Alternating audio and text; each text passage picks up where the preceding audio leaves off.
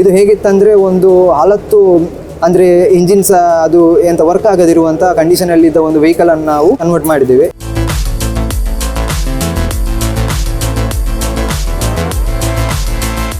ಈ ಆಟೋನೋಮಸ್ ಸಿಸ್ಟಮ್ ಏನಿದೆ ಅದು ಆಟೋನೋಮಸ್ ಸಿಸ್ಟಮ್ಗೆ ರೀಚ್ ಆಗಬೇಕಾದ್ರೆ ತುಂಬ ಕಾಂಪ್ಲಿಕೇಟೆಡ್ ಸಿಸ್ಟಮ್. ಮಂಗಳೂರಿನ ಮುಕ್ಕಾದಲ್ಲಿರುವ ಶ್ರೀನಿವಾಸ್ ವಿಶ್ವವಿದ್ಯಾನಿಲಯದ 7ರಿಂದ 8 ವಿದ್ಯಾರ್ಥಿಗಳ ತಂಡ ಅಭಿವೃದ್ಧಿಪಡಿಸಿರುವ ಶ್ರೀವಾಹನ್ ಎಂಬ ಎಐ ಆಧಾರಿತ ಸ್ವಯಂಚಾಲಿತ ವಿದ್ಯುತ್ ವಾಹನ ಎಲ್ಲರ ಗಮನ ಸೆಳೆಯುತ್ತಿದೆ.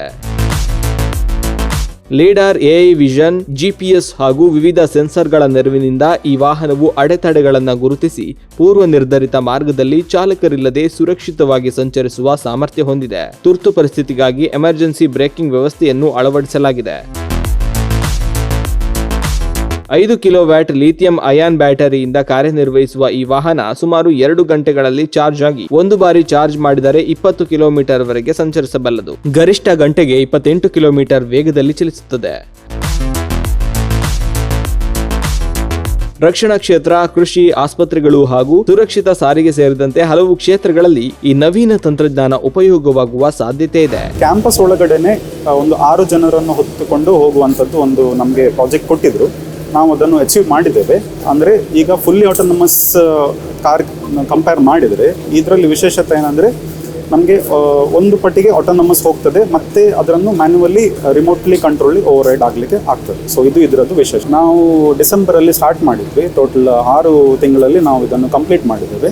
ಮೇನ್ ಆಬ್ಜೆಕ್ಟಿವ್ ಏನಿತ್ತಂದರೆ ಕಮ್ಮಿ ಖರ್ಚಿಗೆ. ಈಗ ನಮಗೆ ಆಟೋನಮಸ್ ಕಾರ್ ಅಂತ ಹೇಳುವಾಗ ಟೆಸ್ಲಾ ಎಲ್ಲ ನೋಡುವಾಗ ತುಂಬ ಎಕ್ಸ್ಪೆನ್ಸಿವ್ ಕಾರ್ಸ್ ಅದು. ಸೊ ಆ ಟೆಕ್ನಾಲಜಿ ನಮ್ಮ ಇದರಲ್ಲಿ ತರಬೇಕಂದ್ರೆ ಕಷ್ಟ ಇದೆ. ಆದ್ರೂ ಹಳತ್ತೊಂದು ಗಾಡಿಗೆ ಇದನ್ನು ರಿಟ್ರೋಫಿಟ್ಟಿಂಗ್ ಅಂತ ಏನು ಹೇಳ್ತೇವೆ, ಅದನ್ನು ಆ ಟೆಕ್ನಾಲಜಿಯನ್ನು ಸ್ವಲ್ಪ ಮಟ್ಟಿಗೆ ಯೂಸ್ ಮಾಡಲಿಕ್ಕೆ ಆಗ್ತದೆ. ಇದರದ್ದು ಮೇನ್ ಈಗ ಕ್ಯಾಂಪಸ್ ಒಳಗಡೆನೆ ಓಡಿಸ್ತಾ ಇದ್ದೇವೆ. ಆದರೂ ಫ್ಯೂಚರಲ್ಲಿ ಇದನ್ನು ಮ್ಯಾಪ್ ಬೇಸ್ಡ್ ಪೇಷಂಟ್ಸನ್ನು ಒಂದು ಕಡೆಯಿಂದ ಇನ್ನೊಂದು ಕಡೆಗೆ ಕ್ವಿಕ್ಲಿ, ಅಂದರೆ ನಾವೊಂದು ಆಂಬ್ಯುಗೋ ಅಂತ ಹೇಳಿ ಒಂದು ಅಪ್ಲಿಕೇಶನ್ ಡೆವಲಪ್ ಮಾಡಿದ್ದೇವೆ, ಈ ಕಾರಲ್ಲಿ ಉಂಟು.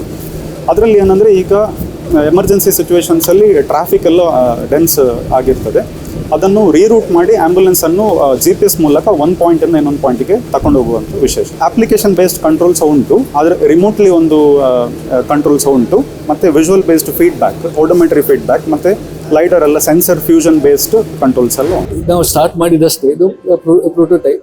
ಇನ್ನು ಇದಕ್ಕೆ ಬೇಕಿದ್ದ ಸರ್ಕಾರದಿಂದ ಇಂಥ ಲೈಸೆನ್ಸ್ ಅದೆಲ್ಲ ಬೇಕಾದ ಗೊತ್ತಿಲ್ಲ. ಅದೆಲ್ಲ ನೋಡಿಕೊಂಡು ವಿಚಾರಿಸಿಕೊಂಡು ಖಂಡಿತವಾಗಿಯೂ ನಾವು ಮಾಡ್ತೇವೆ. ಇದು ಕಮರ್ಷಿಯಲೈಸ್ ಮಾಡಲಿಕ್ಕೂ ಆಗ್ತದೆ. ಯಾಕಂದರೆ ನಮ್ಮಲ್ಲಿ ಇನ್ಕ್ಯುಬೇಷನ್ ಸೆಂಟರ್ ಅಂತ ಇದೆ, ಅದರಲ್ಲಿ ನಾವು ಕಂಪನಿಯಾಗಿ ಪ್ರಮೋಟ್ ಮಾಡಿ ಇದನ್ನು ನಾವು ಪಬ್ಲಿಕ್ಕಿಗೆ ಕೊಡುವ ಹಾಗೂ ಸಹ ಮಾಡಲಿಕ್ಕೆ ಆಗ್ತದೆ. ಯಾಕಂದರೆ ಇದು ಟೆಕ್ನಾಲಜಿ ಒಂದು ವಿಶೇಷ ಟೆಕ್ನಾಲಜಿ. ಇದರಲ್ಲಿ ಇನ್ನೂ ಡೆವಲಪ್ಮೆಂಟ್ ಮಾಡಲಿಕ್ಕಿದೆ. ಯಾಕಂದರೆ ಕೆಲವೆಲ್ಲ ಸೆನ್ಸರ್ ಡಿವೈಸ್ ಎಲ್ಲ ಹಾಕಿದೆ, ಅದೆಲ್ಲ ಹಾಕಿ ನಾವು ಖಂಡಿತವಾಗಿ ಇದನ್ನು ಮಾರುಕಟ್ಟೆಗೆ ತರಲಿಕ್ಕೆ ಆಗ್ತದೆ. ನಾವೀಗ ಇದರಲ್ಲಿ ಆ್ಯಂಬುಲೆನ್ಸ್ ಆಗಿ ಸಹ ಇದನ್ನು ಕನ್ವರ್ಟ್ ಮಾಡ್ಬೋದು. ಇದು ಏನು ಮಾಡ್ತದೆ ಅಂದರೆ, ಈಗ ನಾವು ಪೇಷಂಟನ್ನು ಒಂದು ಹಾಸ್ಪಿಟಲಿಂದ ಇನ್ನೊಂದು ಹಾಸ್ಪಿಟಲ್ಗೆ ನಾವು ಎಮರ್ಜೆನ್ಸಿ ಪರ್ಪಸಿಂದ ನಾವು ಅಟ್ ಅ ಶಾರ್ಟ್ ಪೀರಿಯಡ್ ನಾವು ಅವರನ್ನು ಶಿಫ್ಟ್ ಮಾಡಬೇಕಾದ್ರೆ ನಾವು ಇದನ್ನು ಇದರ ಡ್ಯಾಶ್ಬೋರ್ಡಿಂದ ನಾವು ಡೈರೆಕ್ಟಾಗಿ ನಾವು ಟ್ರಾಫಿಕ್ ಸಿಗ್ನಲ್ಸ್ ಒಟ್ಟಿಗೆ ಕನೆಕ್ಟ್ ಆಗ್ಬೋದು. ಅದೇನು ಮಾಡ್ತದೆ ಅಂದರೆ ಝೀರೋ ಟ್ರಾಫಿಕ್ಕಿಂದ ಪೇಷಂಟನ್ನು ಸೇಫಾಗಿ ಕರ್ಕೊಂಡು ಹೋಗಲಿಕ್ಕೆ ಹೆಲ್ಪ್ ಮಾಡ್ತದೆ. ಇದು ಒಂದು ರೆಟ್ರೋಫಿಟೆಡ್ ವೆಹಿಕಲ್. ಇದು ಹೇಗಿತ್ತಂದರೆ ಒಂದು 40 ಅಂದರೆ ಇಂಜಿನ್ ಸಹ ಅದು ಎಂತ ವರ್ಕ್ ಆಗದಿರುವಂಥ ಕಂಡೀಷನಲ್ಲಿದ್ದ ಒಂದು ವೆಹಿಕಲನ್ನು ನಾವು ಇದಕ್ಕೆ ಕನ್ವರ್ಟ್ ಮಾಡಿದ್ದೇವೆ. ಇದು ನಮ್ಮದೇ ಕ್ಯಾಂಪಸಲ್ಲಿ ಒಂದು ಗಾಡಿ ಸೈಡಲ್ಲಿ ಇತ್ತು, ಅದು ವರ್ಕ್ ಆಗದೇ ನಾವು ನೋಡಿದ ಪ್ರಕಾರ 1.5 ವರ್ಷಕ್ಕಿಂತ ಮೇಲ್ಪಟ್ಟಿತ್ತು.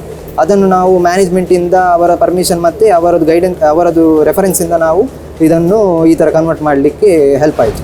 ನಮ್ಮದು ಮ್ಯಾನೇಜ್ಮೆಂಟ್ ಅದು ರಿಕ್ವೈರ್ಮೆಂಟ್ ಏನಿತ್ತು ಅಂದರೆ, ಒಂದು ಯಾವುದಾದ್ರು ವೆಹಿಕಲಿಂದ ನಾವು EV ಮಾಡುವ, ಅಲ್ಲ ಆಟೋನಮಸ್ ವೆಹಿಕಲ್ ಮಾಡುವ.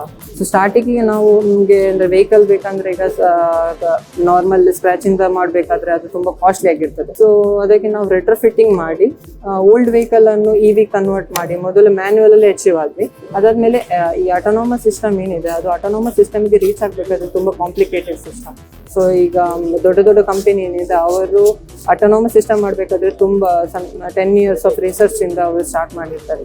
ಸೊ ನಮಗೆ ಶಾರ್ಟ್ ಡ್ಯೂರೇಷನಲ್ಲಿ ಕಮ್ಮಿ ಬಜೆಟಿಂದ ಒಂದು ಆಟೋನಮಸ್ ಸಿಸ್ಟಮ್ ಮಾಡಬೇಕಂತ.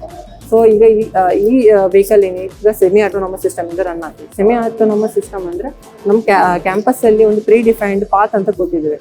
ಆ ಪಾತನ್ನೇ ಟ್ರ್ಯಾಕ್ ಮಾಡ್ಕೊಂಡು ಹೋಗಿ ಅದು ಹೋಮ್ ಪೊಸಿಷನ್ಗೆ ರೀಚ್ ಆಗ್ತದೆ.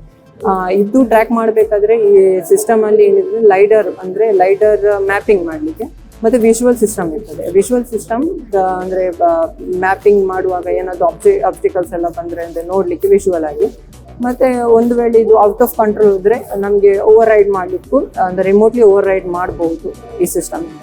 ಮತ್ತೊಂದು ಏನಂದ್ರೆ ಇದು ಮ್ಯಾನ್ಯುವಲ್ ಮೋಡ್ ಅಲ್ಲಿ ಅಪ್ ಟು 20-30 ಕಿಲೋಮೀಟರ್ ಅಂದ್ರೆ ಅಚೀವ್ ಆಗಿದ್ವಿ. ಸೊ ಆಟೋನಾಮಸ್ ಬಂದ್ರೆ ನಮಗೆ ಅಷ್ಟು ಫಾಸ್ಟ್ ಅಲ್ಲಿ ಯಾವ್ದು ಆಟೋನಾಮಸ್ ಮೂವ್ ಮಾಡುವಾಗಿಲ್ಲ, ಅದು ತುಂಬಾ ರಿಸ್ಕಿ. ಸೊ ಅದಕ್ಕೆ ನಾವು ಟ್ರಿಮ್ ಮಾಡಿ ಅರೌಂಡ್ 5 ಕಿಲೋಮೀಟರ್ ಪರ್ ಅವರ್ ಅಲ್ಲಿ ಮೂವ್ಮೆಂಟ್ ಕೊಟ್ಟಿದ್ದೇವೆ ಈಗ.